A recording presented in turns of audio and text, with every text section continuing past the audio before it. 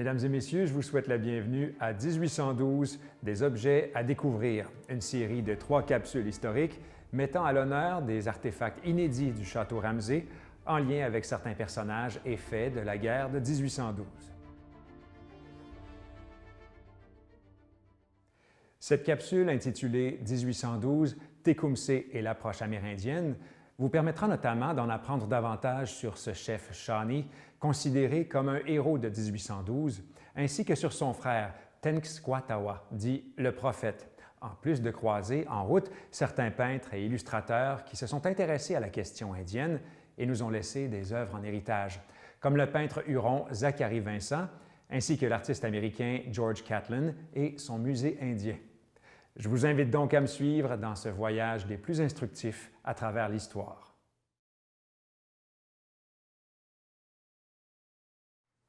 Avant que le Canada devienne un pays, les alliances militaires conclues entre le Royaume-Uni et les Premières Nations constituèrent un élément clé du réseau de défense de l'Amérique du Nord britannique. Au Canada, la guerre de 1812 se déroula sur 3 grands fronts, à l'ouest des Grands Lacs, dans la région du Niagara et dans la vallée du Saint-Laurent. Dans chacune des régions, les guerriers d'une 50aine de collectivités métisses et des Premières Nations combattirent aux côtés des troupes britanniques et de la milice canadienne en raison de leur objectif commun, résister à l'expansion américaine.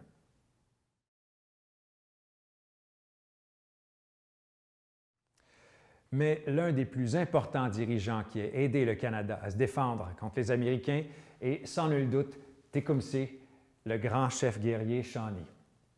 La période pendant laquelle Tecumseh fut chef eut un impact considérable sur l'avenir des tribus de toute la région, car il tenta avec son frère Tenskwatawa, le prophète dont nous reparlerons plus tard, de réunir les tribus du nord-est, du centre et du sud dans une confédération.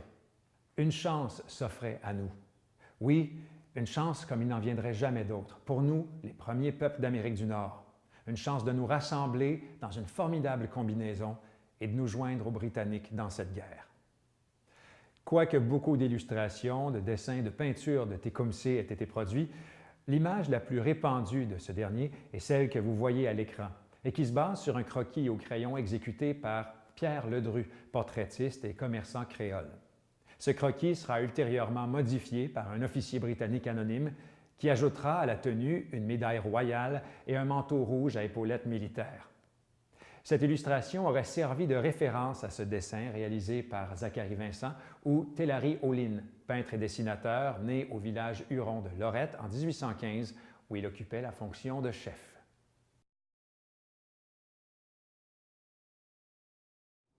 Le faciès amérindien typique dont hérita Zachary Vincent, allié à une volonté de perpétuer un mode de vie traditionnel, contribua à renforcer l'idée qu'il était le dernier des Hurons. Cette toile de Henry Daniel Fielk, peinte en 1838, présente justement Vincent coiffé d'un couvre-chef traditionnel, alors que les autres notables de la Huronie arborent le haut de forme en peau de castor à la mode de l'époque. Cette peinture originale met en scène la réception de Robert Sim, marchand de Québec, élu au grade de chef honoraire de la tribu des Hurons de Lorette. Durant la même période, le peintre Antoine Plamondon, ancêtre du chansonnier Luc Plamondon, originaire d'ancienne Lorette, exécuta un portrait en pied de Vincent. Petite anecdote, Lord Durham, qui venait tout juste de débarquer à Québec à titre de nouveau gouverneur, lui acheta son tableau. Cette toile influença beaucoup Vincent, qui entama, en guise de réplique, une série d'autoportraits.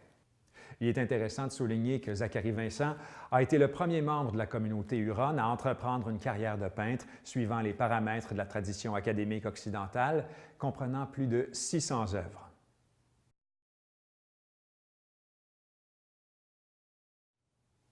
Mais un autre personnage mérite notre attention. Il s'agit de Tenskwatawa, le frère de Tecumseh, que nous pouvons apercevoir à droite sur cette estampe de George Catlin intitulée « The Shawnee Prophet », le prophète. Ce serait à la suite d'un accident en 1805 qui le laisse temporairement inconscient que Tenskwatawa, le prophète, prétendit dorénavant recevoir des messages du Maître de la vie et devint célèbre en prêchant un renouveau mystique de la foi amérindienne.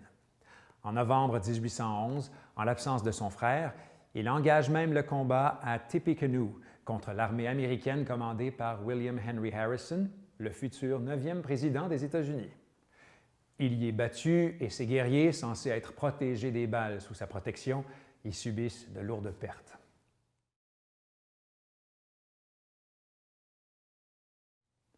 N'acceptant pas la défaite, il semblerait que pour se venger, le prophète aurait jeté un sort à tous les chefs d'État américains élus lors d'une année se terminant par un 0.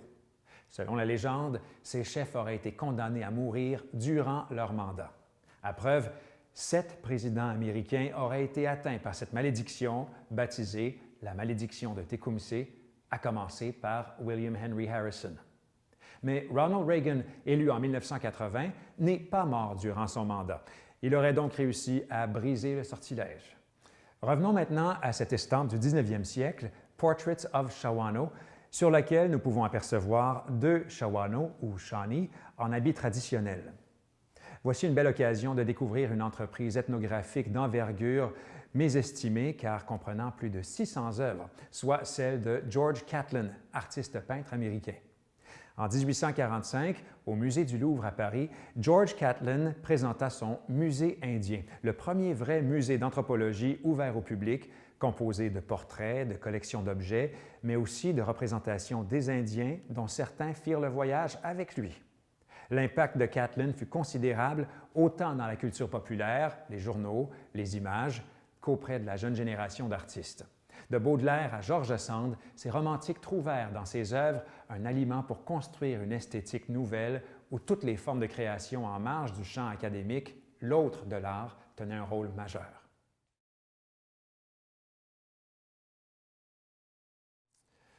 Tecumseh et les 2000 guerriers qu'il dirigeait se sont battus pendant toute la campagne de l'Ouest de la guerre de 1812.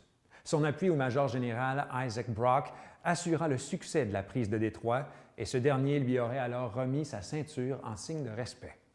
Mais la mort de Tecumseh le 5 octobre 1813, lors de la bataille de Thames ou Moravian Town, porte un coup terrible à l'unité fragile des Premières Nations de l'Ouest. Voici d'ailleurs une belle encre sur papier produite par le peintre et illustrateur new-yorkais Alonzo Chappell, intitulée « Battle of the Thames, Death of Tecumseh ».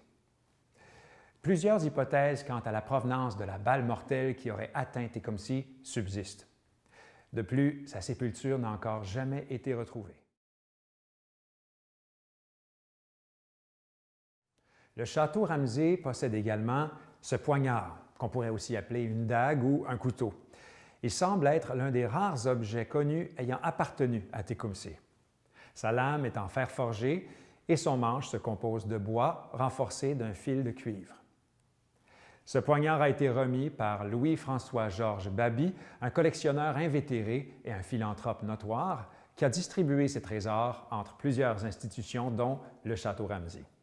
Parmi ses ancêtres, l'on peut retracer James Baby, qui a été colonel dans la milice de 1812. Il était au fort Malden durant l'occupation de Hull et revint à Sandwich, non loin de la rivière Thames, après la capture de Détroit. Puis, il est fait prisonnier lors de la bataille de Thames après avoir vu mourir Tecumseh à quelques pas de lui. Thomas Vercher, un milicien ayant participé aux batailles de Détroit et de la rivière Thames, décrit dans « Guerre sur la rivière Détroit », page 143, un dîner tenu à la maison de Baby, le manoir d'Off Baby, juste avant la retraite en amont de la rivière Thames, et qui peut laisser supposer que Tecumseh avait ce couteau avec lui. Le jour suivant mon arrivée inattendue chez M. James Baby, ce gentilhomme accueillant a donné un banquet invitant le général Proctor et plusieurs autres officiers du 41e et de l'artillerie, ainsi que le célèbre chef Shawnee Tecumseh. Tecumseh est assis à ma gauche avec ses pistolets de chaque côté et son grand couteau de chasse devant lui. En 1848, la reine Victoria fit frapper des médailles militaires et barrettes pour récompenser les survivants des troupes ayant pris part aux campagnes de 1793 à 1814. Salaberry recevra la médaille d'or et au total, les combattants de la Châteauguay reçurent plus de 300 médailles et près du quart fut octroyé à des combattants amérindiens. Mais il va de soi que les guerriers survivants étaient très rares en 1848 et qu'il est probable que plusieurs de ceux qui y avaient droit ne les réclamèrent jamais. Il n'existerait donc que très peu de médailles portant un nom amérindien en circulation. Cependant, il est très intéressant de souligner que 2 membres de la famille de Zachary Vincent, Louis et Stanislas, ont combattu sous les ordres de Salaberry et ont ensuite été décorés d'une médaille de Châteauguay. En effet, ils se sont démarqués pour avoir traversé la rivière Châteauguay à la nage afin de se lancer à la poursuite de l'ennemi. Penchons-nous donc sur cette médaille composée de métal et de fibres rouges et bleues appartenant, comme nous pouvons le lire sur la tranche, à Benjamin Blanchet, sergent. En plus d'une barrette d'argent portant l'inscription Châteauguay, on peut voir à l'avers le buste de la reine Victoria. Au revers, on aperçoit Britannia debout couronnant Wellington agenouillé devant elle, ainsi que le lion britannique couché à ses pieds avec la légende « To the British Army » en exergue 1793-1814. En conclusion, plus de 10 000 guerriers des Premières Nations participèrent à presque toutes les grandes batailles de la guerre. Selon plusieurs commandants britanniques, ces victoires importantes seraient en grande partie attribuables à la contribution des Alliés autochtones. Mesdames et Messieurs, une question me vient à l'esprit et je vous quitte sur celle-ci. Selon vous, les Amérindiens sont-ils les plus grands perdants pendant cette guerre?